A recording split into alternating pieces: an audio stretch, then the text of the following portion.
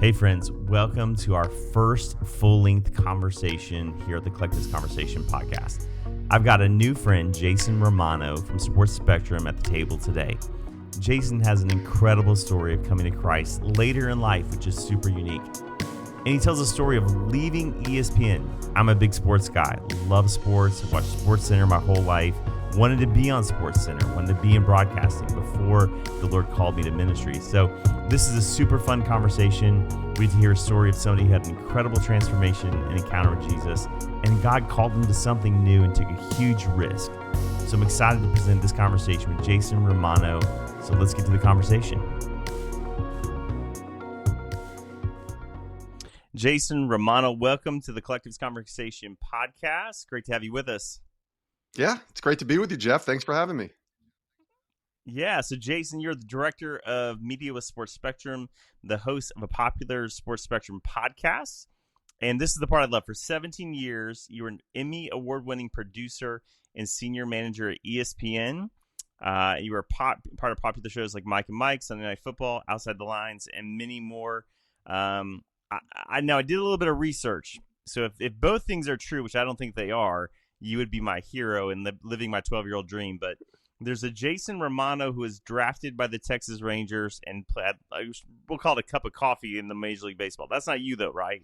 It is not. Although I will say this, Jeff, there has been multiple people who I've invited onto our podcast who thought I was that guy. And I had to break their hearts. Yeah, they were like teammates or guys that faced him, when they were playing against him. And I said, I'm not that guy. I wish I was. I wish I was the guy who played Major League Baseball and then went into this broadcasting thing. Unfortunately, I was the guy who made it as high as high school and then, a little bit of community college basketball. So I was an okay basketball player, but man, do I wish I could have played in the majors. That would have been amazing. Listen, I too am a guy who failed about high school. That's why it was a dream come true, because I was like, if you played Major League Baseball and then you were in media, what a lot of my friends know who kind of have followed me, especially in other podcasts, know the first 2 years of my college career were spent at Illinois State, and I was a broadcast journalism major. Wanted to be in sports media, sports entertainment. Mm-hmm. So those two things, I was like, if you played Major League Baseball and worked at ESPN, the 12-year-old to me is like, this is a dream come true. This is what I wanted to do. Yeah, I would have washed my hands clean and just said, I'm done. That was it. I did it. Accomplished everything I needed. Yeah. Yeah. I was like, whoever Jason Romano is has 2 Major League home runs. So good on him, right? I don't know. Maybe you'll get to meet him one day. Absolutely. Well, there's a funny story real quick, Jeff, I'll share. I remember when I was working in local radio in New York, Albany, New York, when I first got my start. And we got to go cover is a better way to say it, the Baseball Hall of Fame ceremonies that year in 1999, awesome. Which is awesome. And it was Nolan Ryan and Robin Yount and George Brett, big time names that were going into the Hall of Fame.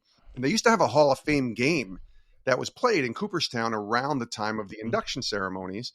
And I think it was the Rangers and the Royals, because of the 2 connections with the teams that were represented by the guys going into the Hall of Fame. Yeah. So we went to the game, and I went before the game, and I had a little good old fashioned microphone and, tape recorder, and did a few interviews and have some pictures of me doing those interviews. And then I sat down in the stands with the host. I was a producer. I was not on air at that time. Right. And we're just watching the game, and all of a sudden you hear the announcer say, "Now batting for the Texas Rangers, number 1, Jason Romano." And I went, "What did I just hear?" And I did a double take, and I'm like, there's no way. And there was this kid that came up and got an at-bat. He was in the minor leagues at that time. And then I stayed for one more at-bat just to make sure I heard the name correctly. And I actually recorded it too, which was kind of funny, because I was like, I'm going to use that for every intro I ever have in my life. And it was Jason Romano again. So I followed him since 1999 for a few years, just to see what he was doing, because he carried the same name as me, same spelling, everything. And then now he's an actual MLB agent.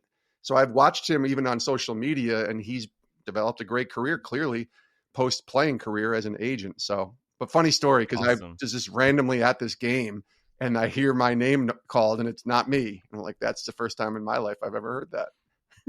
Yeah. So walk us through how you go from local radio, you said Albany, to the big show, literally the big show of ESPN. Yeah. So, I mean, like you, and I think a lot of people, when I realized I wasn't going to be, professionally, a professional athlete in any way, the next best thing was to talk about sports or go into broadcasting. And so in high school, I made the decision that I wanted to be a sports broadcaster if I could. And so I went to college for that, ended up in local radio in Albany, New York, like I said. And I was actually not even covering sports when we were out at that Baseball Hall of Fame ceremony.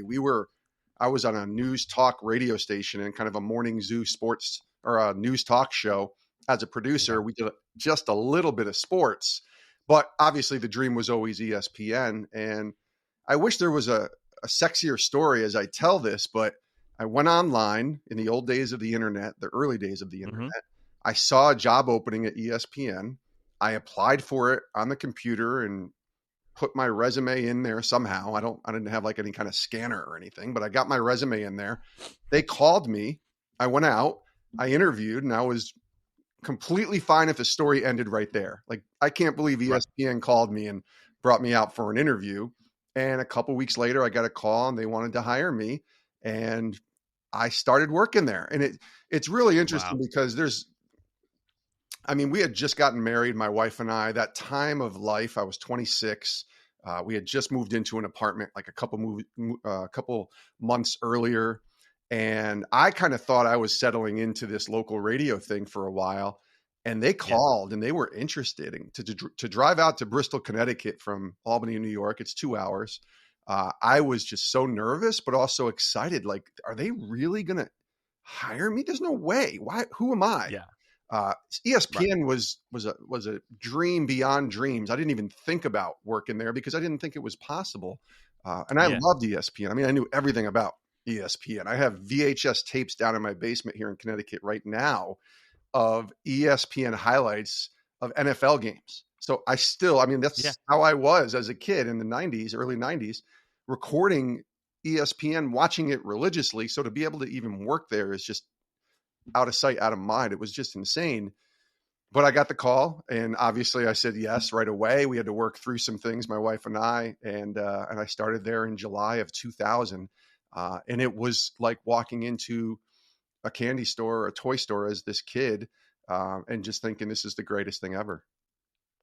Yeah, I think ESPN especially the mid to late 90s was like TikTok for guys like us. Like, I would wake up at my college dorm, I would turn on Sports Center, and there was only show that was on was Sports Center, and they would like air the hour and then replay it and replay it, and like I would just keep watching. Like, I would just I was in like I already knew the highlight, knew the outcome, but I was still watching. I was watching Stuart Scott, all these guys.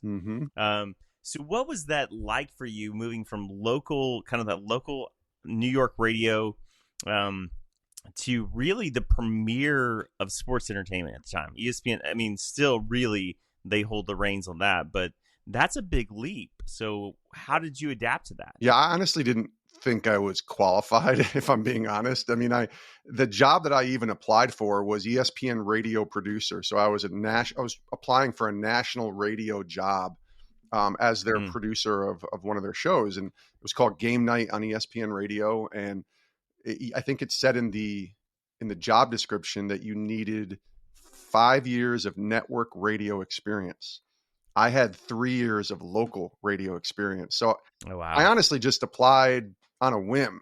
I wasn't a Christian at the time, but if I was, I would have said, well, God, if it's in your hands, whatever may be. I just kind of applied on a whim thinking there's no way they're going to call me. And I got the call. And then obviously when we interviewed, they clearly thought I was qualified to hire me.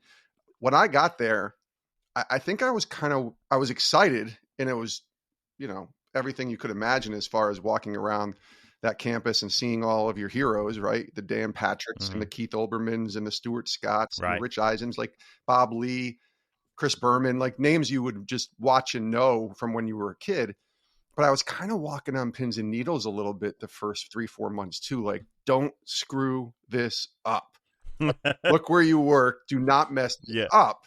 And I remember like 3 months in, I did something. I think I booked a guest on my first show that I worked on was Mike and Mike in the Morning. That Game Night show that I was supposed to be hired for.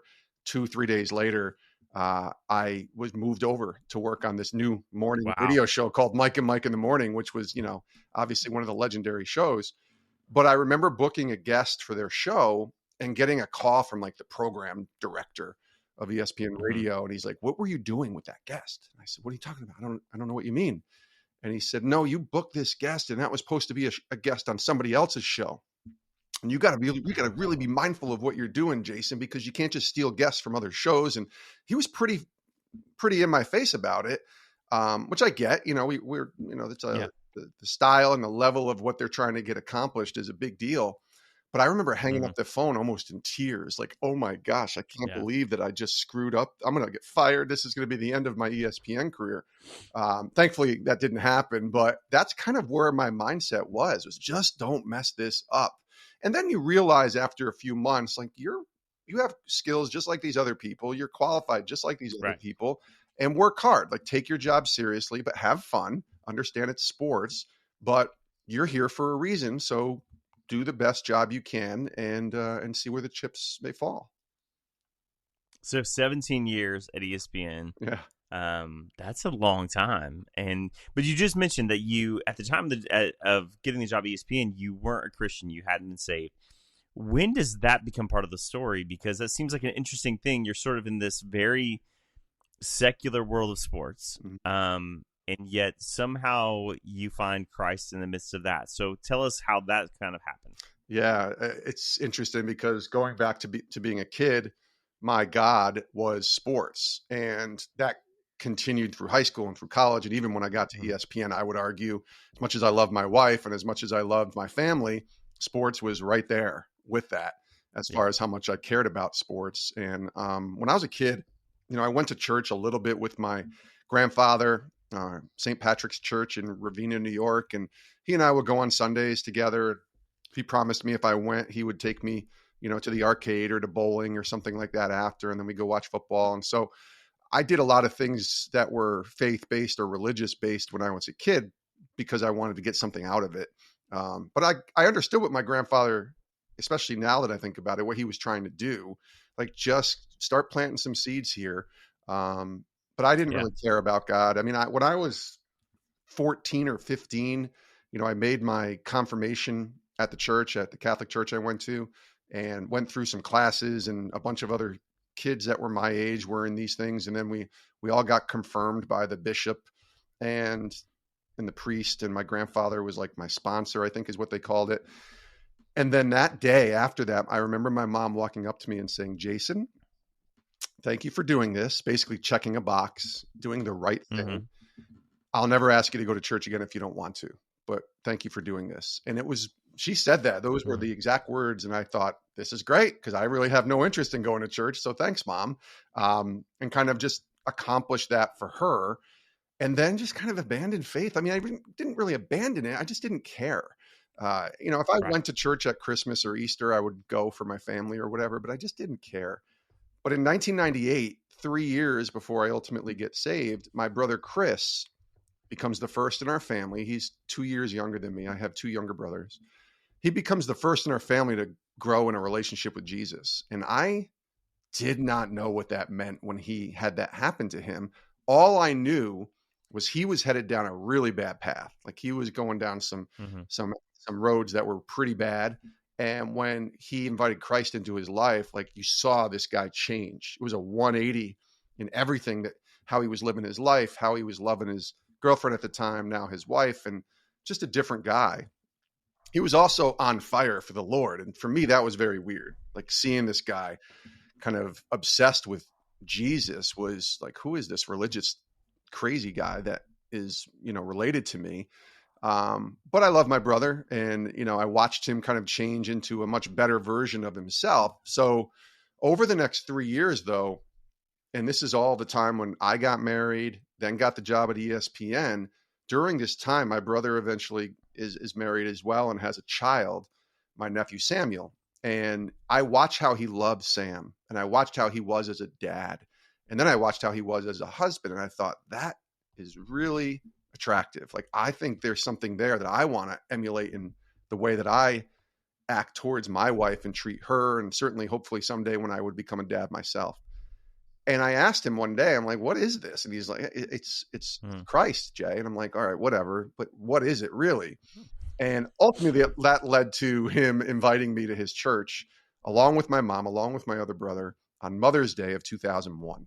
So I started at ESPN in July of 2000. So you're fast forwarding, 9-10 months later, and I'm at, this church, which Jeff, you'll laugh at this. So I told you I grew up in a Catholic church setting. Right. Go to my brother's church, and it is a charismatic, Pentecostal, worship music, clapping, dancing, even speaking in tongues a little bit. And I walked into that atmosphere and I thought, there's no way I'm ever going to be like these cuckoo people. There's just no way. But I went because I love my family and love my brother. And we sat down and I don't know what the message was that day. I can't quite remember it, but something about the sermon, and it was your typical, worship music, announcements, sermon. The sermon that day, something stood out. And I don't know what it was, but something stood out. And a couple hours later, we're back at my brother's house, and he asked me what I thought of the church service. And I said, it was a little weird, Chris, a little crazy. There was dancing, and clapping, and I'd never seen that before. But the message seemed to be okay. It was all right. And I don't know why, but my brother at that moment felt the Spirit of God and this boldness to say something to me. He's like, all right, come with me today. So we go in the back bedroom of his house, and we're sitting down sort of at the foot of the bed. And he says, I need to tell you about Jesus. I need to tell you who Jesus is and what that message was that you heard, what that meant for me. Is that okay? And I said, sure, go for it. Go ahead. And he proceeded to share with me in about 5 to 10 minutes, the gospel, salvation, sin, the cross, all of these things that I had heard, but didn't really have any clue about. And he just said, do you want that for yourself? And I said, I think I do, Chris. And so we prayed together. He probably had me pray what would be deemed as a sinner's prayer type of prayer. Right. And honestly, I don't know if I had died that night, Jeff, if I would have went to heaven. I honestly had no clue what I was saying yes to. I didn't really have any kind of relationship. But every journey that I've ever spoken to people about with God has to have a starting point somewhere. And for me, that was my starting point. And it was about another year until I really grasped the decision that I had made, who Jesus was. And I got baptized maybe, 15 months later after I said that yes with my brother. But I tell people all the time, this is all Chris Romano's fault. Anything that I'm doing now for the kingdom, this is his fault, because he was bold enough that day to pull me to the back bedroom and say, let me just tell you about this hope that I have within me. He wasn't forcing the faith on me or anything. He knew he needed to tell me. And I'm grateful forever, Jeff, because that changed the trajectory of my life. And ultimately it was a slow, sort of pivot that I had to make, but it changed everything for me. And there's no way I could have ever predicted at 50 years old that I'd be sitting here talking to you about Jesus in my life and anything related to faith if it doesn't go back to Mother's Day of 2001 and Chris Romano doing what he did. So, yeah, that's great. Honest confession, I grew up on that type of church, Pentecostal, running, speaking in tongues. That's so I remember as a kid going to Catholic church and singing a Catholic mass, and I was like, what is this? So I had the opposite experience growing up. I had a friend that was Catholic. We went, and they were taking communion, and everybody goes up, and I was like, this is so different. We need, you stand up, you kneel, you stand up, you kneel. And I'm like, when's we gonna sing some new songs? Seriously. So my growing up was the inverse of what you had. And I'm still Pentecostal in that expression and the church I pastor. But what's so interesting is how much do you think the catechism you went through and sort of the foundation of faith of your teenage years maybe set the stage for what your family experienced in coming to Christ? I think it had something to do with it. I'm sure God, God's plan is perfect, and you can look and watch how he weaved this all together. I had things memorized, like the Our Father, the little prayer. I had that memorized at 7 years old. So I'm sure that those were seeds that were planted in me, but, I always felt like I was a morally good person, which is, if you read the Bible, that's like filthy rags, in the eyes of Christ. But I always felt like I was a good person who didn't want to get into trouble, and I didn't want to do bad things. And I wanted the perception of who I was to be a good person. So I don't think that, I think those were all like little seeds planted. I really believe my grandfather, just in the way he lived his life, he was a gentle, kind soul who really represented Christ in a lot of ways in his life. He died in 2007, so many years ago, but I look at his life and I got to live my first 34 years of life with him. And I think there was a lot of seeds being planted and I didn't have a great representative of a father in my life growing up. So to have my grandfather there was the closest thing I had to anyone in my life who was a Christian. And we didn't really even talk that way when I was growing up, like, Pa, you're a Christian, aren't you? No, it was just like we go to church and, we come home. But I think those had a lot to do with it. Initially, I didn't think they would have had anything to do with it. But of course, in hindsight, when you look back, I believe the same way that I tried to raise my daughter and be intentional about showing her Christ and who he was and having her in church. And thankfully, she's still walking with Christ at 19 years old right now. But I was trying to be as intentional as I could when she was little. So hopefully, as she got older, she has those memories and the seeds that were planted in her that will be something that would, sprout into her wanting to follow Christ too. Yeah. So imagine you're coming to faith and your job at ESPN are in some ways coming into conflict or collision course at some point. Yeah. Probably not. So maybe not as overtly, but so if, after 17 years of Mike and Mike in the morning and Outside the Lines and all these shows that we as sports fans have partaken in, you decide to sort of step away.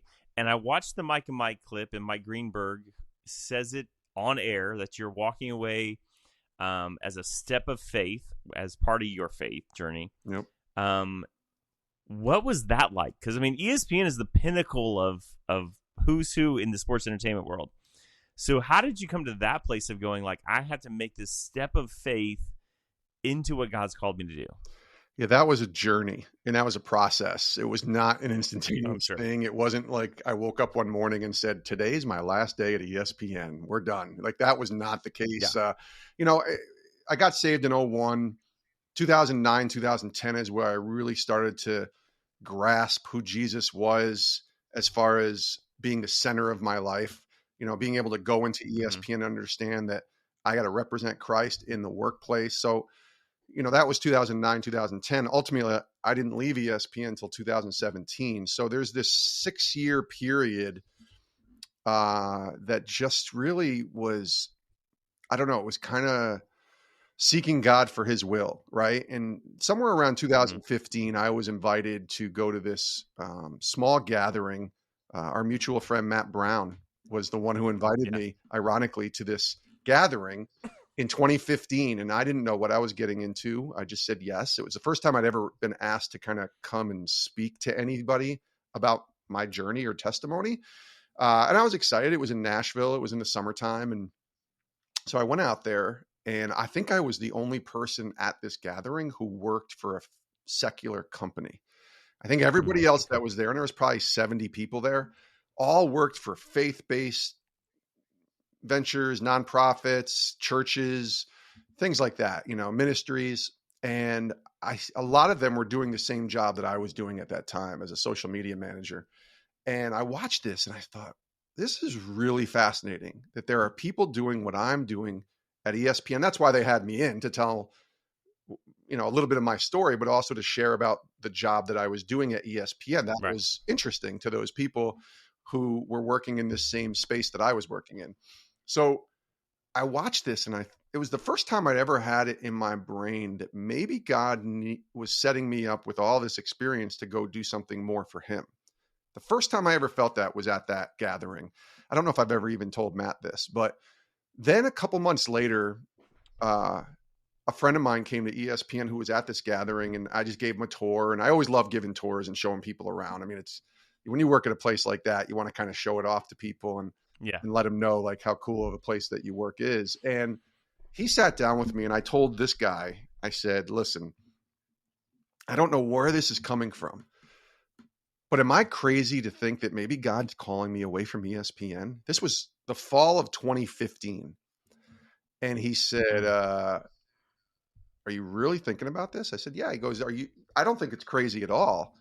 He goes, but be careful. And I said, okay, good. Bring the wisdom on. What do you got? He said, be careful, because if you do, God's going to blow your mind.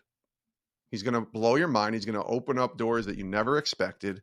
And he's going to, you think this is great? Just if you think this is really God that's directing you away from ESPN, just watch.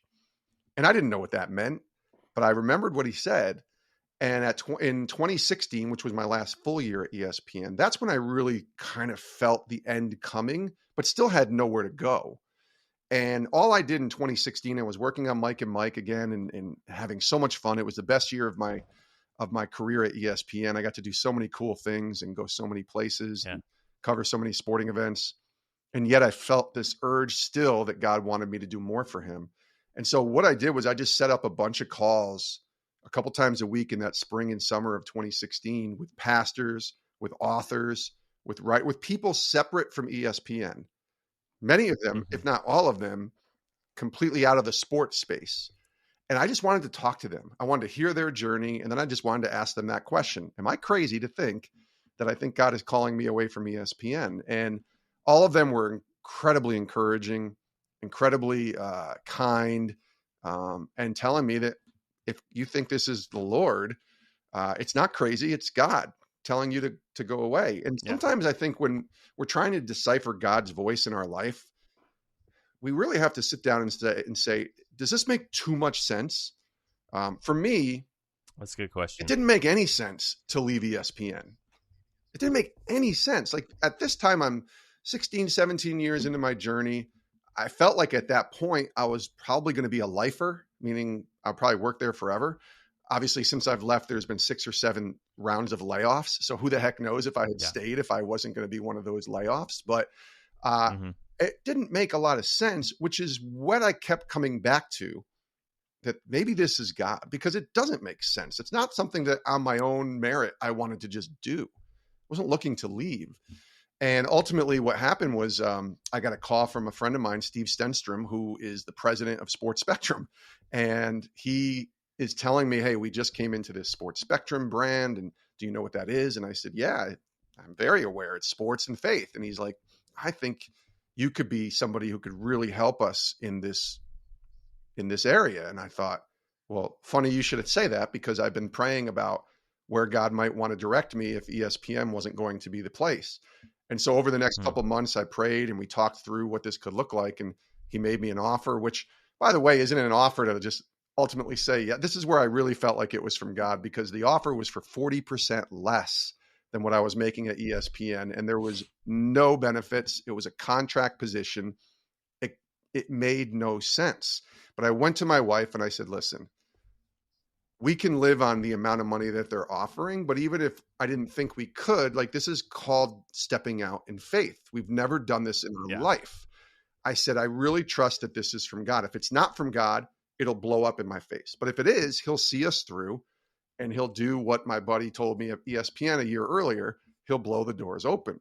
So ultimately I made the decision. I left, and, there was 1 or 2 people that were really confused on why I was leaving. But a lot of other people, when I told them I was trying to follow the call of God in my life, they really sensed that was probably a great move for me. So I had a lot of encouragement from people at ESPN telling me, hey, good for you. Even Greeny, when he mentioned that on air, Mike Greenberg, I didn't walk around telling people I was a Christian, but he knew. He's like, he's following his step and call of faith in his life. And that really helped me, I think, to make that transition. It was scary for sure. And it wasn't probably till another year until I could look back and say, okay, God, yep, clearly this is where you wanted me to go. But he blew the doors open in ways that I completely did not expect, Jeff. Well, I think any step of faith comes with, if there's not a little bit of hesitation or fear, then maybe it's not the step of faith. I mean, faith requires us to boldly trust the Lord in some things that we can't manufacture on our own.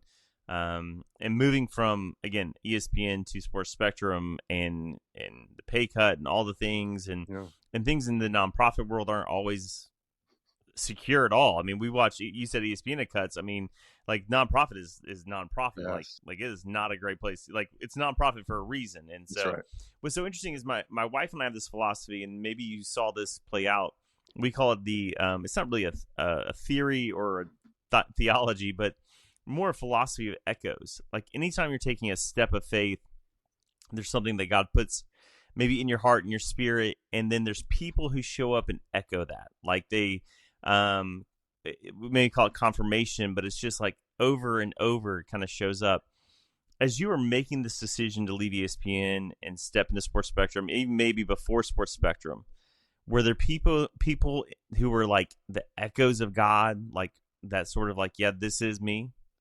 Yes, for sure. And one of them is my late pastor, Pastor Joe Jacob, who he died about a year ago, but he, who was our senior pastor at our church for many years. I remember being in the car with him. We were going to some kind of gathering together, and he was just asking me how I'm doing, and we were talking through some things. And I said, I think God's calling me away from ESPN. This is really weird to say. I don't have any proof of that, but I just kind of feel this spirit in my heart, I think, to leave. And he was one of the very first people who looked at me and said, you got it. You got the itch. You got the bug. And I'm like, itch? What are you talking about? He goes, the God itch. He's like, the Lord's working on your heart right now, isn't he? And I'm like, I think so. And he's just kind of smiling. He's like, oh, I can't wait to see what the Lord does here. And he never knew what it was going to be. This is way before I had left or even known where Yeah. I was going. But he was one of the first. And my brother, Chris, was another one. I mean, he's the one that led me to the Lord in the bedroom and Mother's Day. But to this day, he has his PhD in biblical studies. He's a president of a small Bible college and seminary. And he's, a pastor and was a pastor for 20 plus years. Like the man knows Jesus and knows scripture better than anybody. And he's also been a real spiritual mentor for me in my life and guided me. And he's been, him and my other brother are both my best friends, but talking to Chris, I can go a little deeper with him because of his connection to the Bible. And he was one as well who was like, Jay, I like the fact that I have a brother who works at ESPN. I love the fact that I have a brother who wants to follow God's call in his life. And I got what he was saying there. Like, there's a real cool factor to saying you worked at ESPN and you got to hang out with athletes and all these things. And this is why I love talking about it, because it was cool. It was just insane at the things I got to do. Yeah. But when you got a greater call in your life, and if God is clearly guiding your steps in the way that you think he is, it's important to walk through that door and follow those callings that he places on you. And my brother was just a huge influence on my life and helping me navigate that change. Yeah, that's good. So you moved from ESPN to Sports Spectrum and help them sort of move forward. You have a Sports Spectrum podcast, and it's really just storytelling of athletes in faith. I think as fans, we sit and we see the athlete between the lines. Like we see the effort, we see whatever the statistics that we have. We have favorite athletes that we follow. Sure. But what you're really doing is helping these athletes kind of tell their story about Jesus. So how has that, have you been surprised by the number of athletes who are Christians? Absolutely. Yeah. I mean, when we first started the podcast, it was March 31st, 2017. And I had maybe 4 interviews done and in the can, recorded and ready to go. So we knew it was a once a week podcast when we first started it. And I knew we had like a month worth of interviews. And I remember genuinely being concerned that I was going to run out of guests after the first few months. Like, who else am I going to call? And I had a long amount of training as a talent booker at ESPN for 9 years. So I knew how to book guests. I knew how to find people. I knew how to connect and have relationships with different people. And I was exhausting basically every connection I had of people who I knew were Christians in the space of sports. But what was really cool was, and God does this, right? Like he introduces you to other people who know other people who know other people. Social media is a great place to connect. And even the ministry that owns Sports Spectrum, Pro Athletes Outreach, is basically the professional athletic space for Christians to come and learn about Jesus.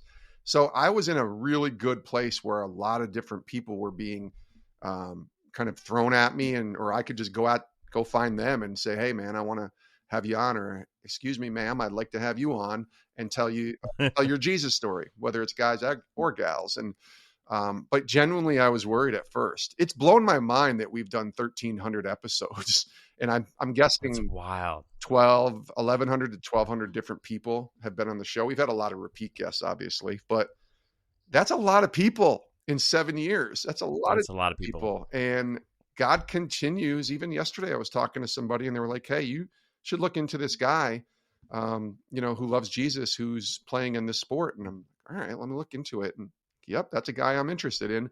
And then you got to begin the process of, reaching out and asking them if they're available and things like that.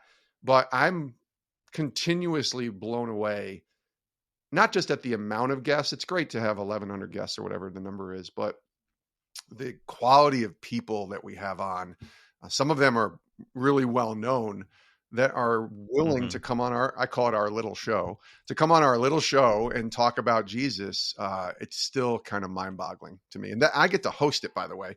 We didn't talk about this, Jeff, but my career as a broadcasting professional was all producing behind the scenes. So when I left ESPN, I was asked to host a podcast. And I said, I haven't hosted anything since college. Are you sure? And they said, yeah, we want you to host it. Well, you've been around some of the best interviewers in the industry. And I said, okay, I'll try. And I've been doing this 7 years and I love the job I have now. I mean, I have a lot of other things that I get to do, but to sit down and be able to talk to people and ask them about Jesus and be the host of a show, that was ultimately my dream when I was in college, was to host a sports show.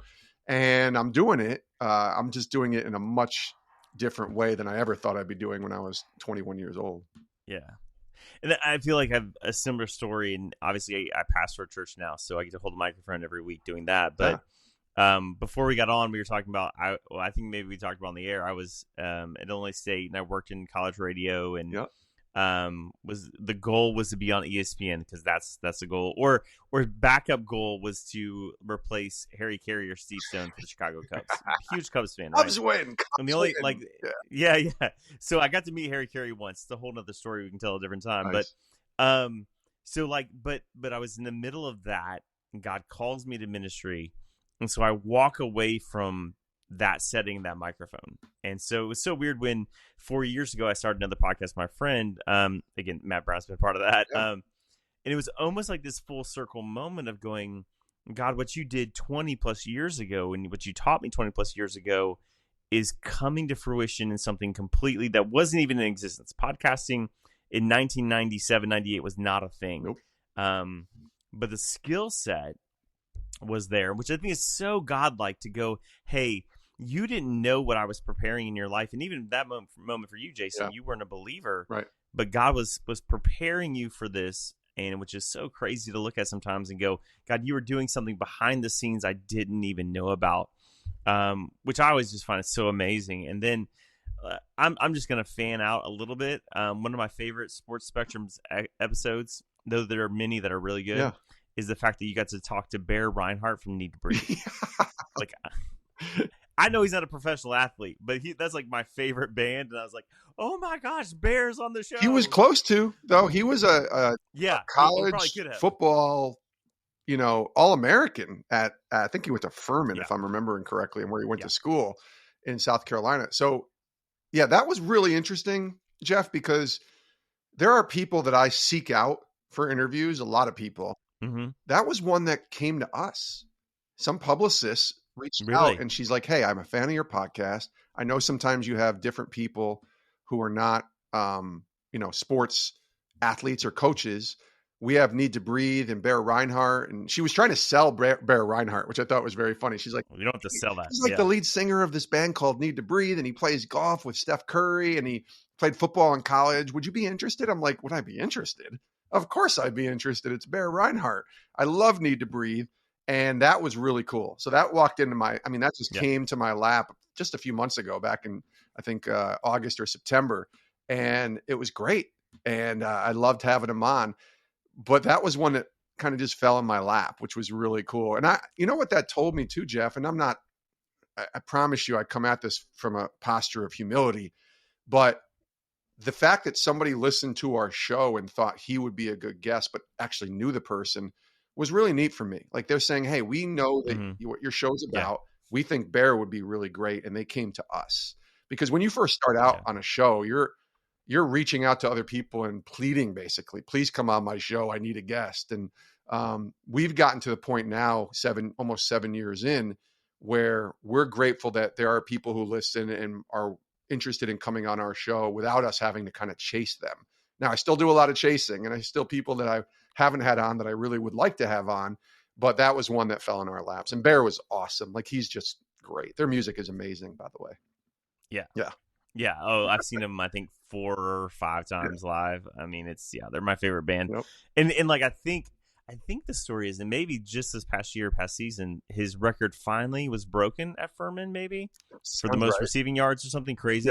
Yeah. Like, right. So he's like legit. Like, he's like not like just some guy. No, he was good. He was really good. Yeah.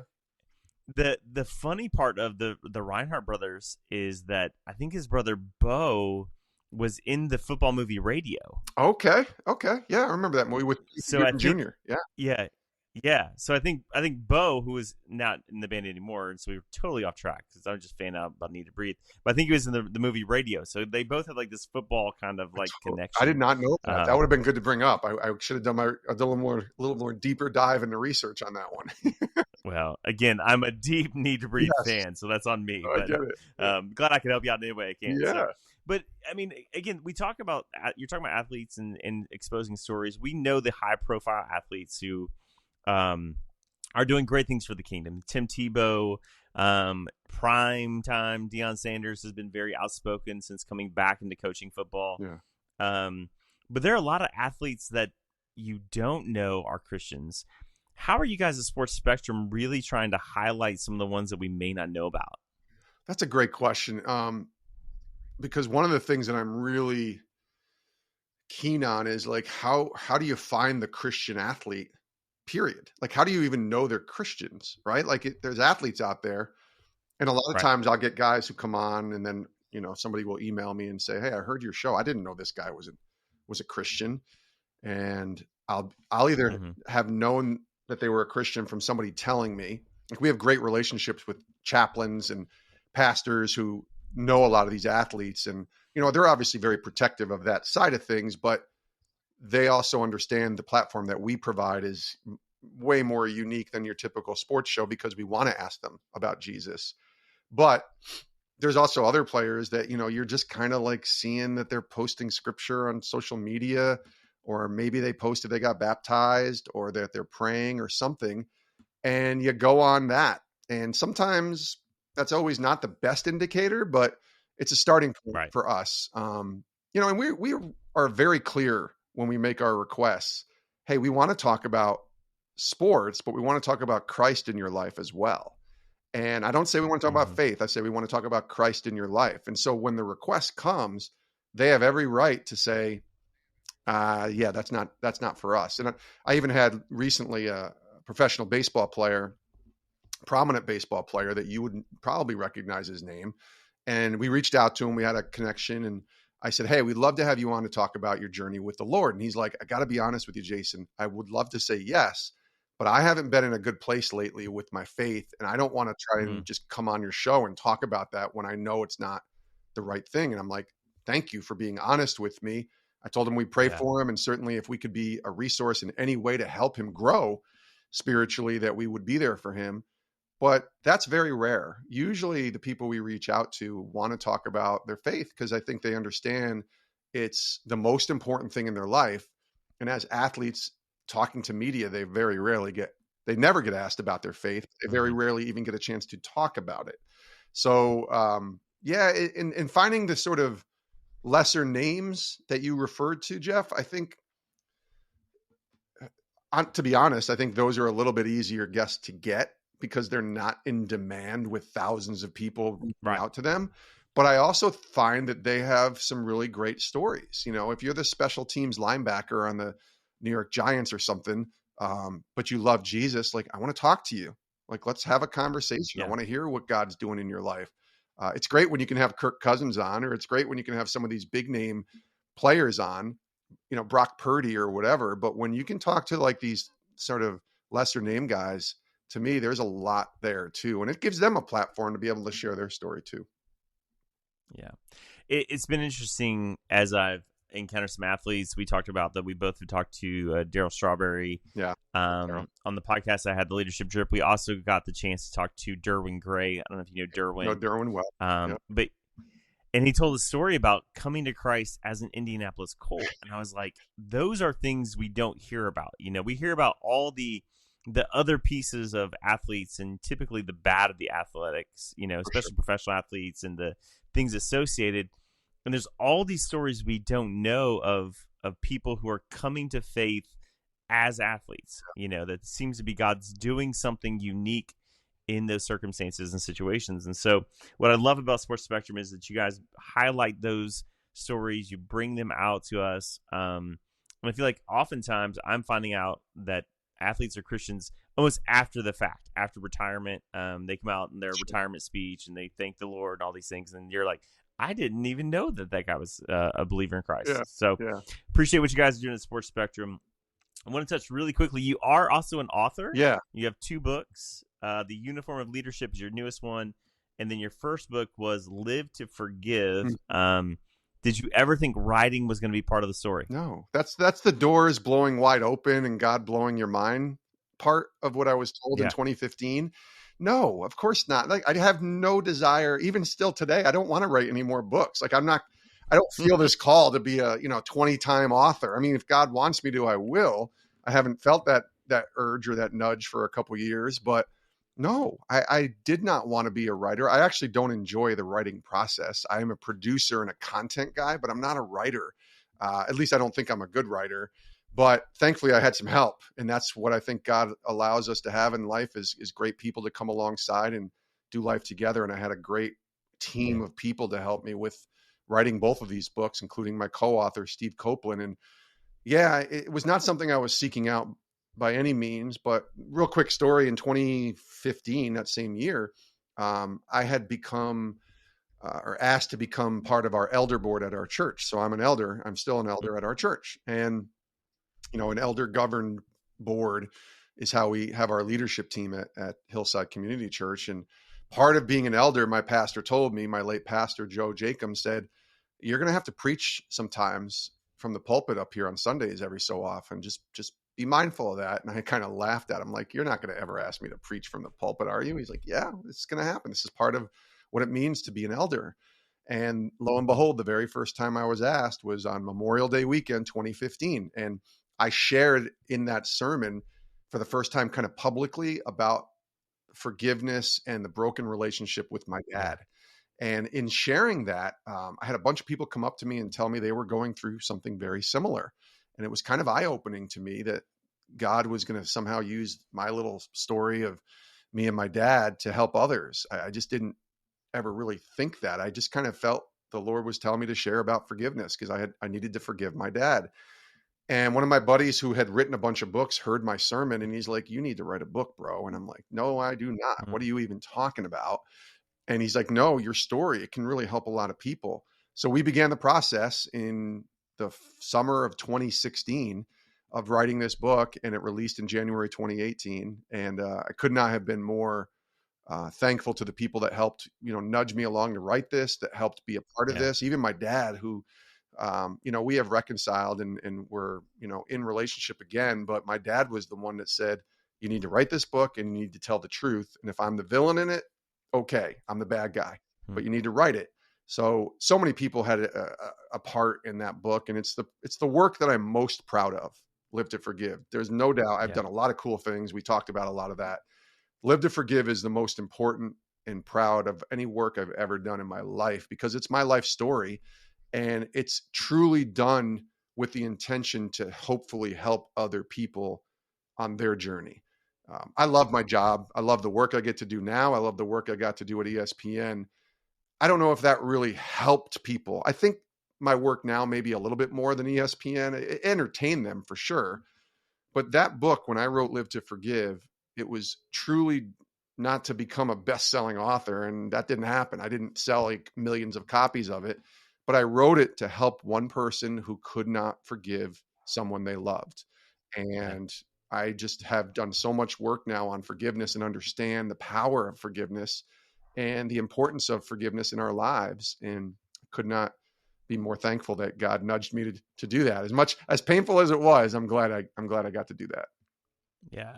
I feel like as guys, I feel like there's a lot of us who have sort of broken relationships with dads or hurting relationships with fathers. Sure. And no matter what, it could have been a good dad, a bad dad. And I think your dad was an alcoholic, as you expressed in the book. And some of those things that create hurts and wounds for us. And what I know theologically understanding is that our earthly father creates sort of a lens we look through to our heavenly Father. Mm-hmm.